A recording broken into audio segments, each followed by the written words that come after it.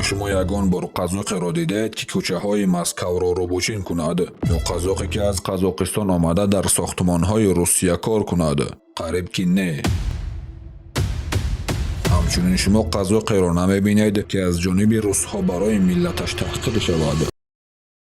سوال خود از خود به میان می آید: چرا یکی از دولت های آسیای مرکزی که همزمان با ما یک جای استقلال به دست آورده، یک تاریخ شوروی مانند را از سر گذرانیده است، امروز چندین برابر بهتر زندگی می کند؟ فرق در چیست؟ فقط در نفت یا مسئله در نظامی است که تا اندازه عادلانه کار میکند؟